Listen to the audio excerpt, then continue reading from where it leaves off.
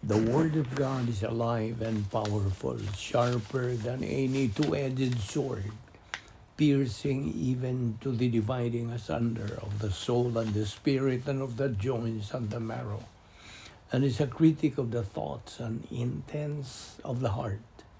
Ang tibuok nga kasulatan, gipaginhawa sa Dios ug may kapuslanan, alang sa pagpanudlo, alang sa pagpamadlong, alang sa pagpanulid, ug alang sa pagmatuto, sa pagkamatarong, aron ang tao sa Dios mamahimpit masinakapan alang sa tanang maayong buluhaton. Ang kahulugan sa imong mga pagtulunan nagahatag og kahayag ug naghatag og salabutan sa mga walay kahibalo.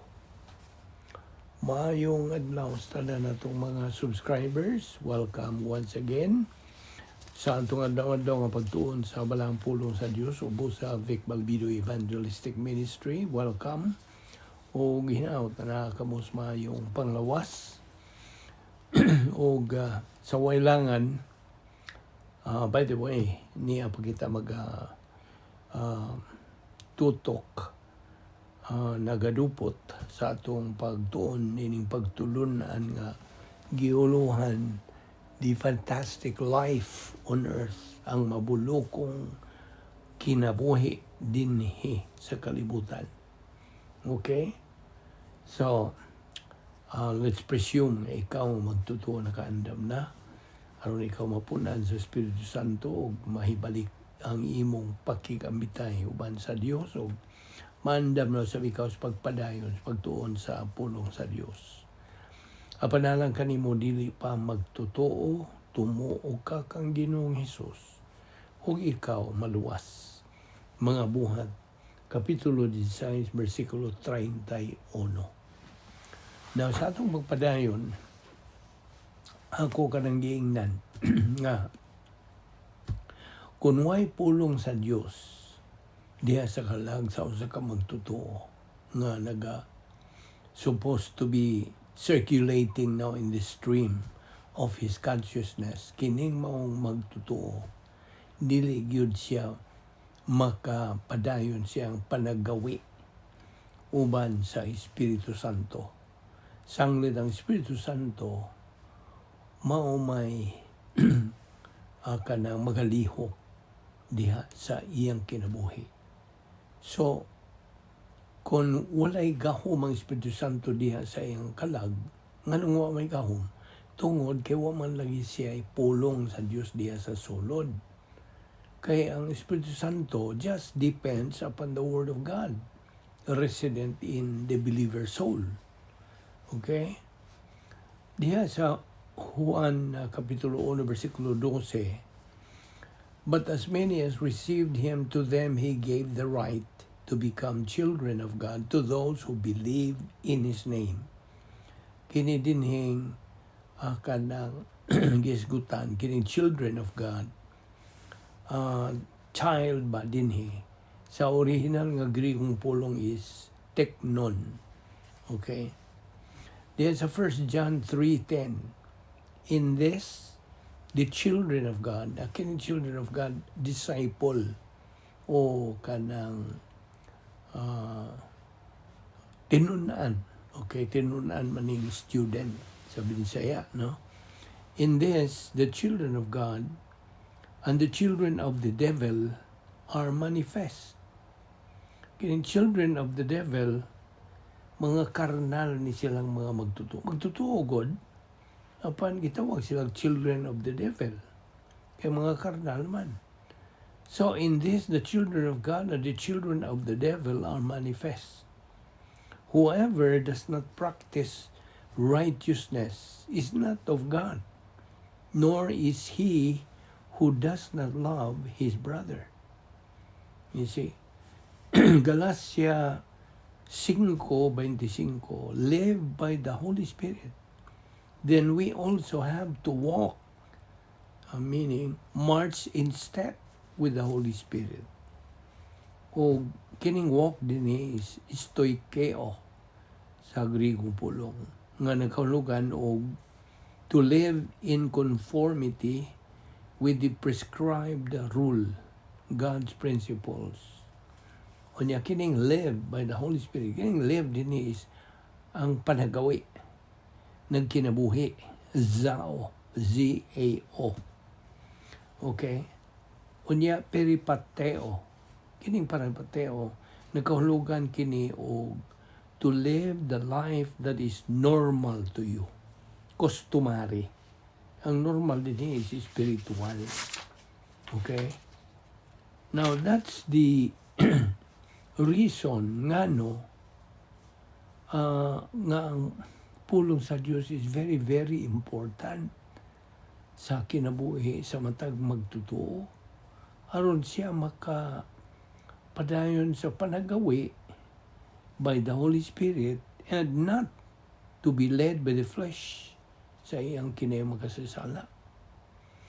However, the believer nga naa sa perpetual carnality niya, padayon lagi siya sa pagkasala. Nagidista diha sa Galacia 5:18-21. Don't mistake these people.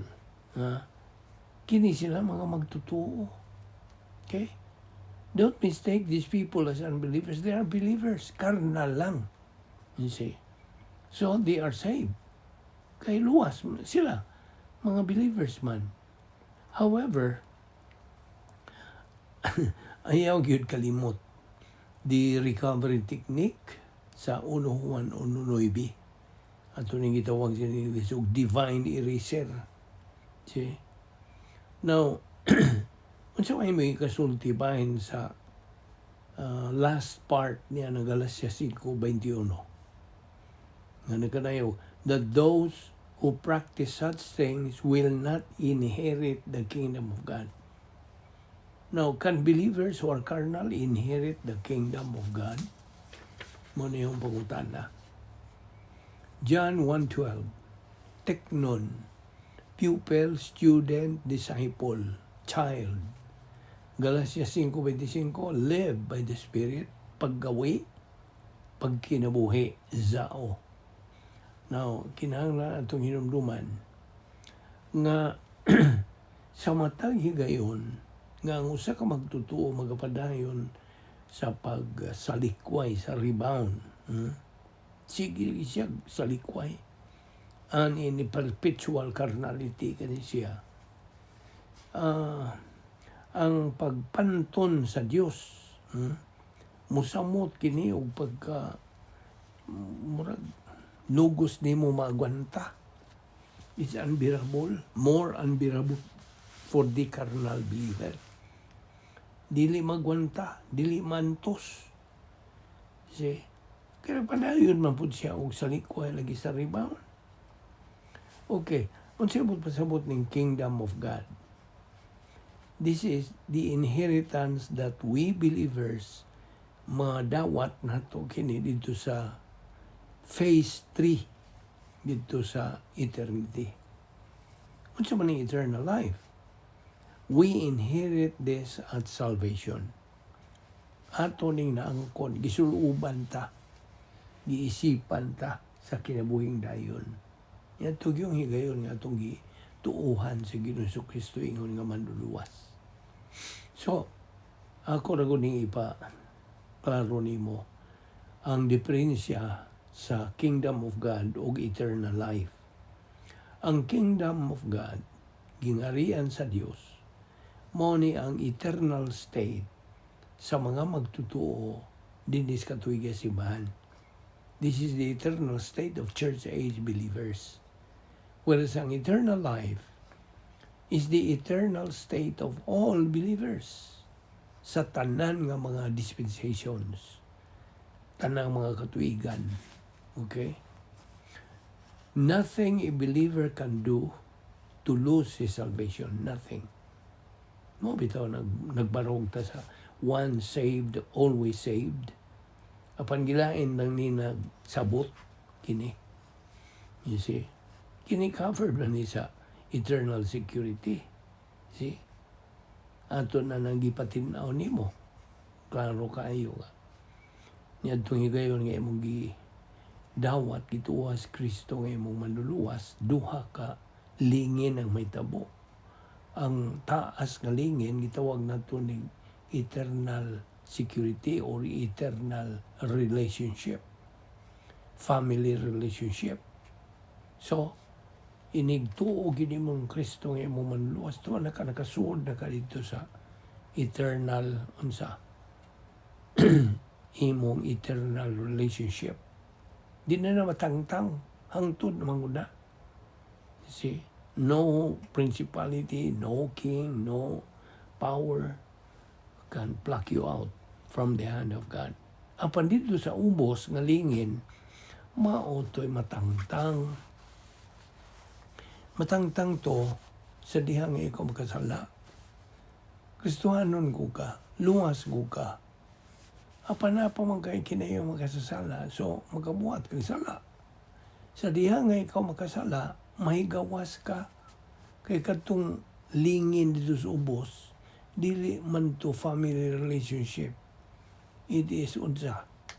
Fellowship. Fellowship is pakikambitay. Ang fellowship, matangtang sa diha nga makasala ang magtotoo. Apan katong lingin dito sa taas, di na matangtang. Nakasabot ka ba? I hope na klaro ni mo na. Kay daghan mong laging wa pa kasabot. Mga nang supak yun sila nini, one saved, always saved. You see? Kay ilang ingon nga, bisan di ayaw magminaro ng maong magtotoo, balik siya sa iyang karaang bisyo sa diha. Kanang di gyapon matangtang iyang kaluwasan, dili na. Kay kasaraman may tabo lagi ning kaluwasan. Nasuod naman ka lagi dito sa family relationship, that is eternal. Apan ang ubos nga lingin maoy unsa temporal. I hope na klaro nimo na kana. So nothing a believer can do to lose his salvation, nothing. Kaya niya magoy tulo ka mga sayop ng mga konklusyon nga gituan sa ubang mga magtutuo ba. There are 3 false conclusions of believers regarding sin. Bahin na kinisala. Number 1, sin in the life means I am not saved. Sayop ni nga konklusyon. Ang sala kuno dihas kinabuhi sa magtotoo nagahulugan nga dili siya luwas. Ikaduha, sin in the life means I must add something to faith in Christ before I am saved. Unsa may ehemplo nini, mga penitensya, mga sakripisyo, unsa pa dihang mga tulumanon sa ilang relihiyon. See? So mo ni ang gituuan nga false conclusion. Ikaduha, ang sala kunong nga naa sa kinabuhi sa magtotoo kini nagkahulugan o gikinahanglang dugangan panako ni nga akong pagtuo ni Kristo sa di pa ko maluwas. Tayo. O yung ikatulo, sin in the life means I have lost my salvation because I committed sins. Na samot nagagrabe. Ang sala kunos magtotoo nagkahulugan nga nawa ang akong kaluwasan tungod kay nagkasa ko. Sayop gihapon yo siya kasabot nga di naman issue ang mga sala kung ba ay nagaluwasan kay human naman nasulban naman ang maong issue sa pagpakamatay ni Jesucristo dito sa krus. Nahuman gibayaran ang niya. So sins are no longer the issue in salvation. It is Christ. Sabot? Okay. Kung sa'yo ibuto sabot ning will not inherit the kingdom of God. Kung sa'yo ibuto sabot. Kini nagpasabot og losing inheritance. Iskro blessings ba? Dili ang imong kaluwasan mo wa. We will all inherit eternal life. We will never lose eternal life. Di man nila. Di na matangtang, di na mawa. Di na mawagtang. Roma 14:12. We shall all give an account to God. Now, inumduman na to.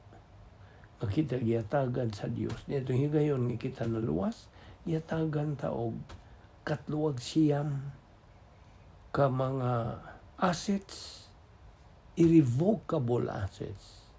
Sabot pa sabot og irrevocable, di na mabakwi. Mo ba? 39 irrevocable assets nga itong nadawat. Nga ito higayon nga kita naluwas. Apanay usa nga revocable. Hibaw kung saan rebound. Alang sa pagka-spiritual. You see? Ang inheritance, mga panulundon, may kalabutan kini sa gingharian sa Dios.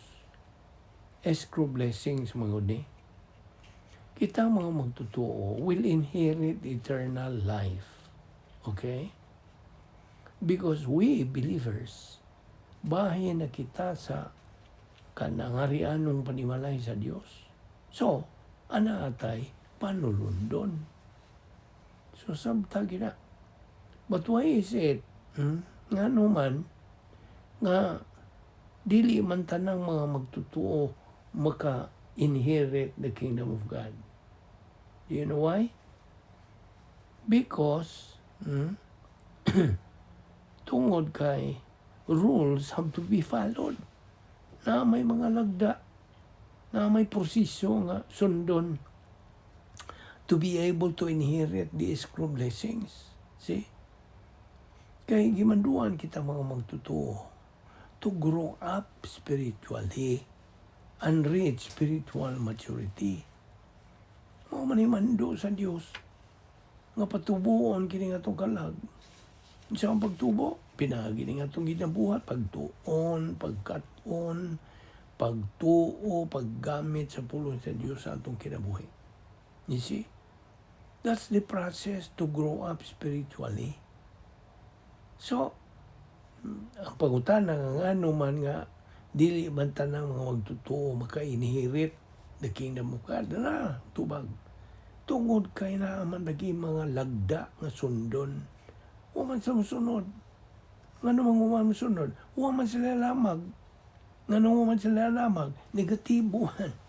Sa pagtuon sa pulong sa Diyos, pagtuon sa kamaturan. You see, there is a process to be able to inherit the escrow blessings.